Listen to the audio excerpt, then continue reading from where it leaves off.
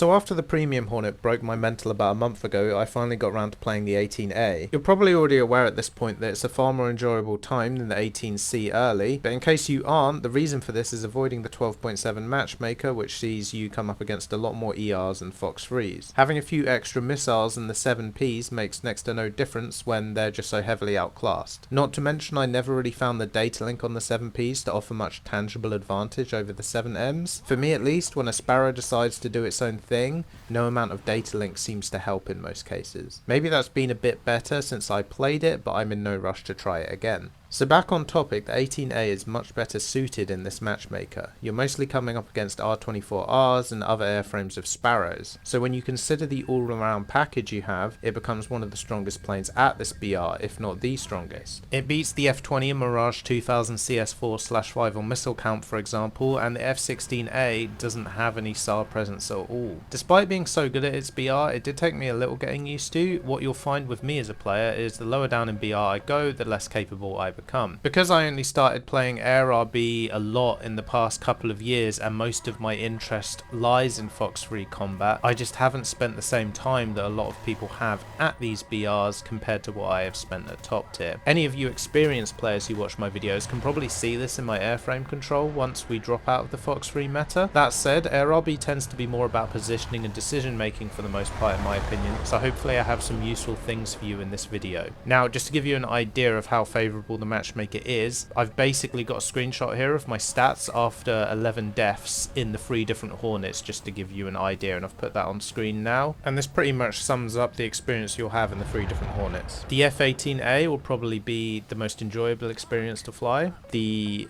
F-18C late is reasonably okay, but that's partly just because, like, as long as you have a decent missile package and your flight model isn't just completely awful, you can do pretty well at top tier. And then the F-18C early is just in a pretty rough spot with the matchmaker right now. Okay, I've just rambled out a 2-minute intro, so let's look at something useful. The first thing I want to look at is good jousting tactics of Fox-1s. As I mentioned, you'll be seeing plenty of MiG-23s with the R-24Rs and other airframes of Sparrows, so having an understanding of the kinetic performance of these missiles and how to try and push things in your favour is valuable when you get into these jousting scenarios. First up in this game, I'm going to be firing at a MiG-23 whilst having to defend R-24Rs from multiple targets. Now if you go on Statshark, there is actually a missile calculator which can give you an idea of what you're dealing with. If I plug in the rough launch configurations of this scenario, I can run a sim to compare the 7M versus the 24R. You see, the 24R has a stronger booster, but for a 20km launch, the Sparrow does overtake and hit first. It's still a little close for comfort, however, I can see from this, and there's still a good chance that I'd eat the 24R trying to hold my lock. So in this scenario, after firing, I'm turning left away from the targets pushing me, placing them on the gimbal limit of my radar and pitching down slightly. I'm forcing the missile to turn further into me while still managing to hold my lock and dragging it down in altitude, also keeping my speed up. This gives me more time to hold my lock before I need to move fully into a notch. I held the lock just long enough to collect the kill, and I still have enough time to defend the various 24Rs heading my way. In fact, if I pitched down a bit more, I probably could have held my lock to make even more certain for a little longer. The caveat with semi-actives, as always, is I can only shoot at 1 and 3 more MiG-23s are able to push me. I've drawn them into my team now though, so I just need to be careful, stay defensive, and I should get support very quickly. Now obviously no HMDs, so as always get used to using your different ACM frames like you see me do here. Wasn't super necessary because he has given me rear aspect, so I would have been able to pick up the lock very easily regardless, but it's good practice to get used to cycling through and using your different ACM frames depending on the situation, like I'm doing here. Then the last kill of this game is just that example of the age-old Sparrow issue where you seem to have a perfectly fine lock, but it just has other ideas and just goes off to space. So before I fire my final Sparrow, I just wait for him to give me a little bit more rear aspect so I can be a bit more confident in the lock. I fire the second one, he just makes no real effort to defeat it, and that's going to be the end of this first game.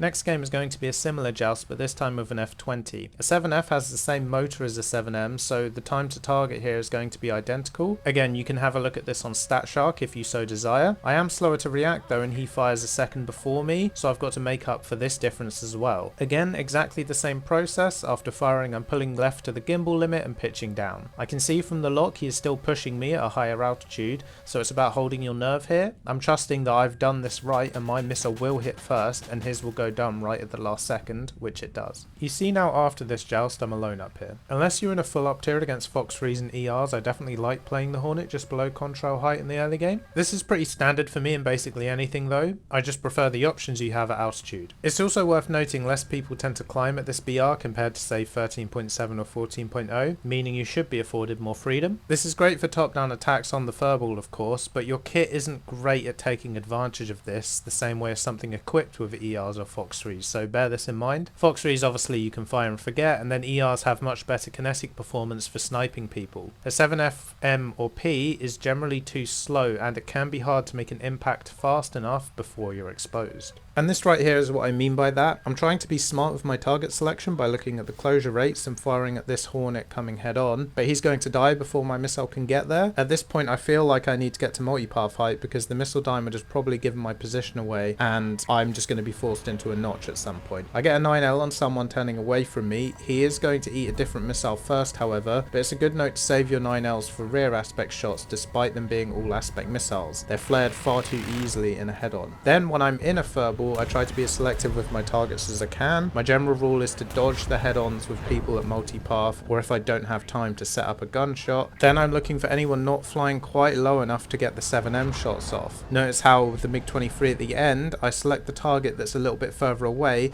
just to give my 7M a little bit more time to build up some energy so it can actually pull into the shot. My team cleans up the rest of the furball, and then jumping ahead to the end, I had a bit of fuel and ammo left, so I managed to cut off someone who was going to short airfield just to finish off this game.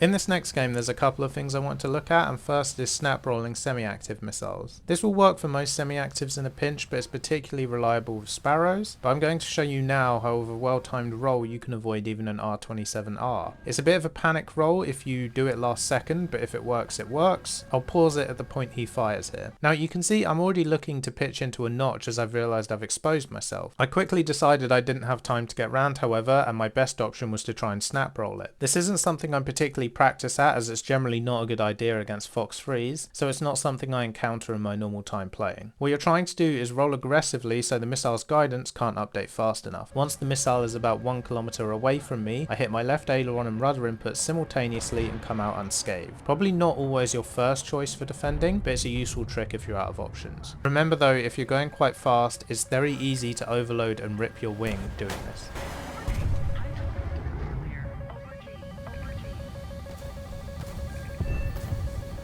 Now back to the previous game. After that roll I had some clips where I wanted to look at flare resistance of the 9L in rear aspect and hopefully offer advice in flaring them. Because even today I see plenty of people failing to flare them, and there's constantly new people to the game jumping into top tier and finding these things for the first time. So first up, this F4S, I get a rear aspect launch and the missile is completely uninterested in his burst of flares.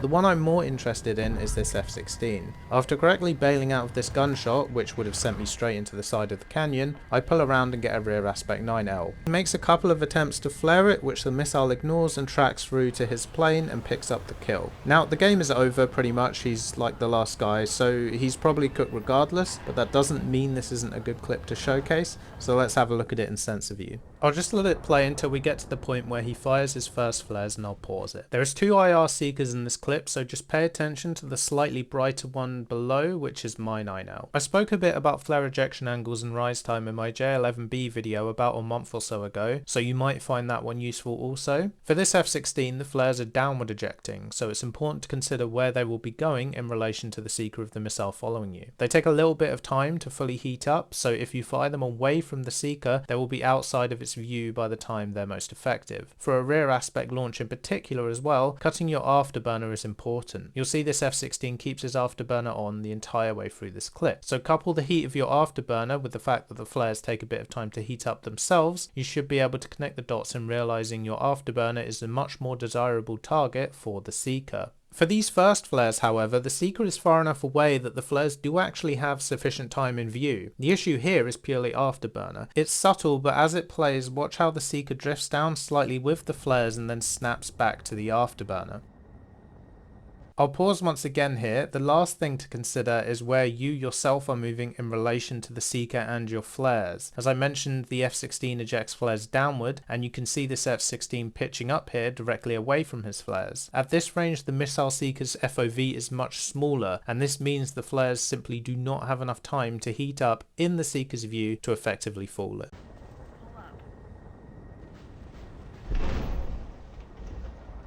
The rest of the video I'll just do some general commentary on some gameplay and some good games I had. So I spoke about target selection, so I'm not going to fire on that Hornet below me there because my team is already converging on him. He's probably going to die before my missile gets there. Less people looking immediately at the MiGan behind him, so he's going to be my first target here and I'm going to be able to take him out. Then I'm going to move to the second MiGan behind him. Maybe it would have been better for me to just hold my altitude and continue out ahead of my team. As it is, I did go for the launch. He is close to multipath, but it is top down.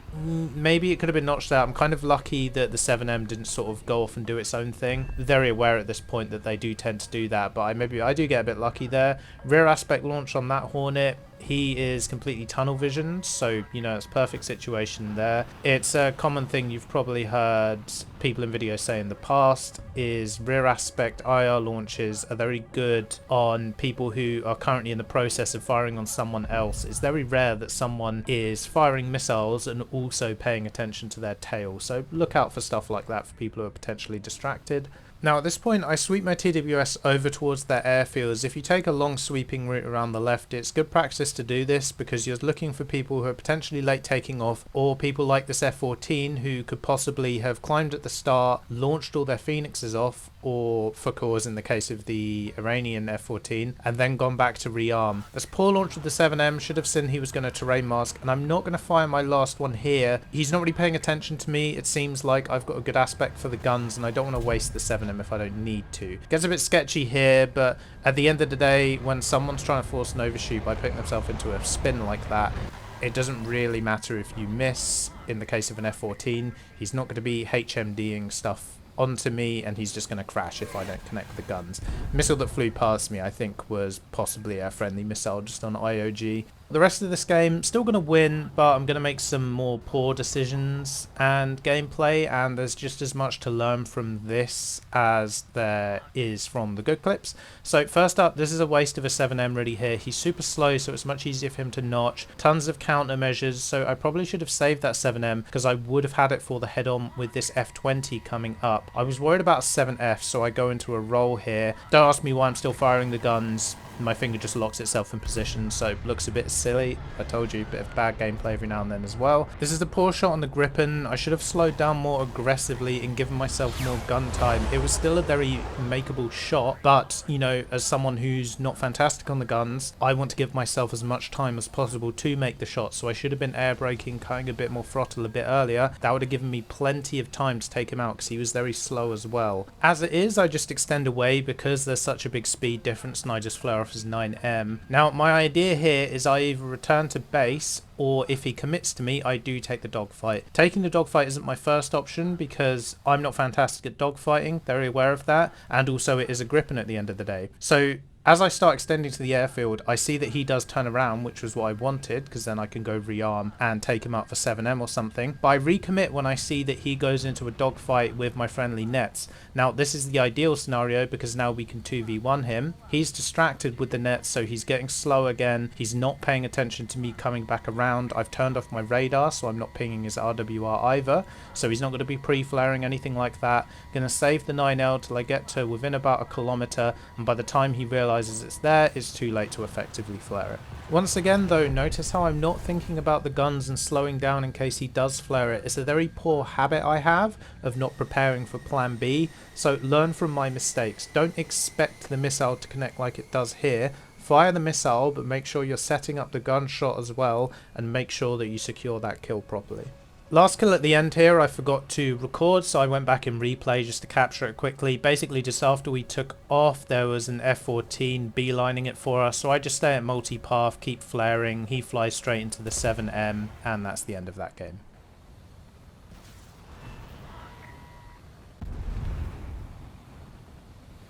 And that is all for today. I've just got a nice 5k here as the outro for you. Hopefully you got something useful out of this one. As I mentioned, I don't play Fox-1 and lower BRs all that much, so I tend not to make many videos on it. But the A-18A is a ton of fun, and I had a lot of fun playing in it, so it seemed natural to make a video. Side note, you never know when they might decide to put something like this up in BR, so if something is in a good spot in the matchmaker, then my recommendation is to play it before it's too late. You never know when they're going to mix things up and look at stuff that might be overperforming. No idea what I'm going to fly next. Maybe the Iranian F-14. I have been sitting on that one for a while. We'll see. In any case, I hope you enjoyed this one, and I'll see you again next time.